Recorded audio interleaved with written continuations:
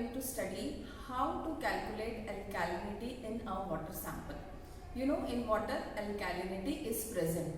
Now just let us see what is alkalinity.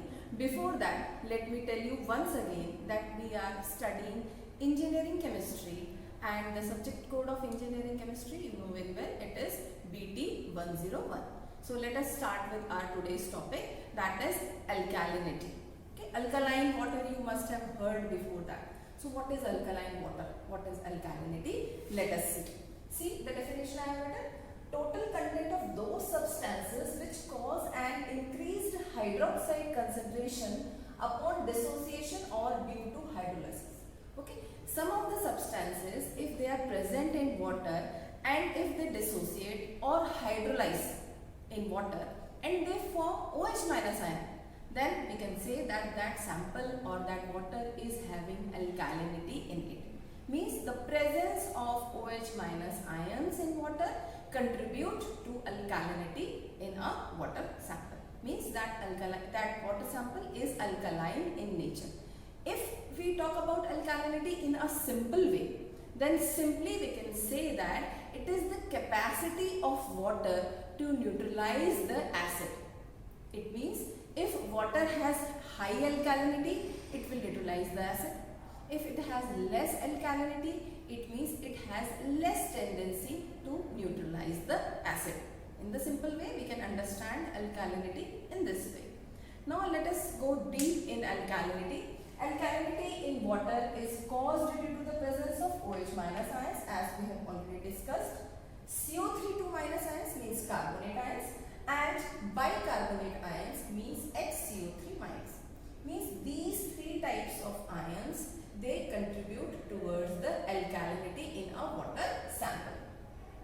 We can also say if the alkalinity is present in water sample due to the presence of OH minus ions and CO3 minus ion, then it is also known as caustic alkalinity. The name is given to this.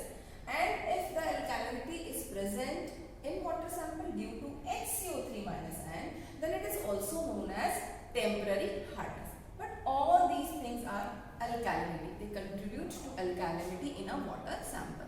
So this was about what is alkalinity.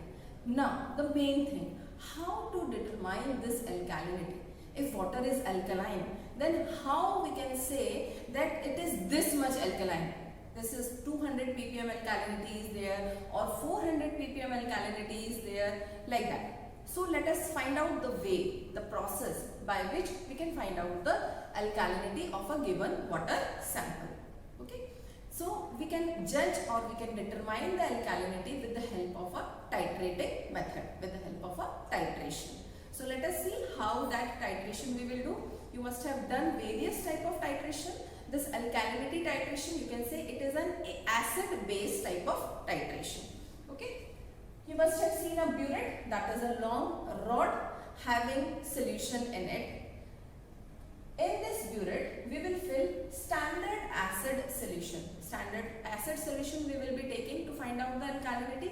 Standard acid means the normality or the strength of that acid is known to us. That is why we are saying standard acid solution. So we will fill that standard acid solution, it might be HCl or H2SO4, in this burette up to full mark, 0 mark. Means 50 ml of acid we will be filling in this burette.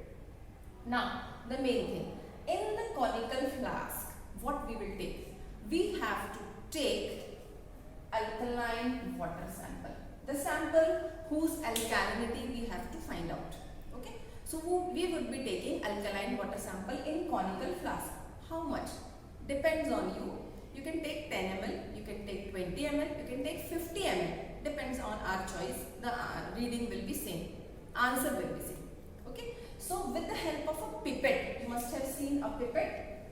With the help of a pipette, a bulged type of rod in between. With the help of a pipette, we will be strictly measure 10 ml or 20 ml of alkaline water sample, and we will be taking that alkaline water sample in this conical flask. So with the help of this diagram, you can see we have put this alkaline water sample whose alkalinity we have to find out. Now we will add an indicator. That indicator will be phenolphthalein indicator. Okay. 3 drops of phenolphthalein indicator we will be adding in this alkaline water sample. As soon as you will be adding this phenolphthalein indicator, the color of this solution will become pink. Previously it was transparent just like water. Now when you will add phenolphthalein, then the color of the solution will become pink, quite bright pink color you will be getting. Now our titration starts. What we will do? We will open the knob of this burette. Drop by drop, the standard acid solution will come in this conical flask. Continuously you will be shaking this conical flask, and continuously drop by drop the acid solution will be dripping in this conical flask. We have to do this process till the pink color disappears. Means you will be getting no color. That reading you have to take. Suppose that reading comes out to be 25 ml. This will be counted as P reading. P reading, why? Because we are getting that reading due to phenolphthalein indicator. Now, the thing that is important in this titration, generally you must have seen that all the titrations have one indicator.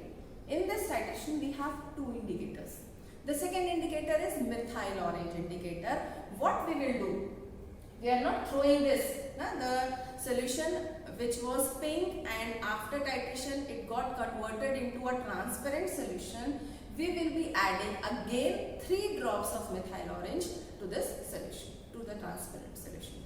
As soon as you will be adding 3 drops of methyl orange indicator, you will be getting an orange color, a bright orange color. Okay. Again we will be starting after 25 ml. We got the P reading 25 ml. We will be again pouring or putting down this standard acid solution in the orange color. That was due to methyl orange. Now, continuously the process will be going on, and when a change from orange to pink color is obtained, that is our end point. Suppose that end point comes out to be at 40 ml reading. This will be known as end point. So this was the whole process of titration in which we were using 2 indicators, phenolphthalein and methyl orange indicator. With the help of those 2 indicators, we got 2 readings. One reading is P reading and another reading is M reading. P reading was got when the pink color disappears. M reading was got when the orange color changes from orange to pink, or you can say dark orange also, or reddish tinge, like that. Definitely a change is observed. So these 2 readings are obtained. Now, how to find out alkalinity? We have a long process of calculation after that. So this was only the procedure. In the next video, we will be we will be studying how the calculation of alkalinity is done, and how we come to know that what was the alkalinity in this water sample. So we will go for the second video to find out the alkalinity. So that's all for today. Have a nice day.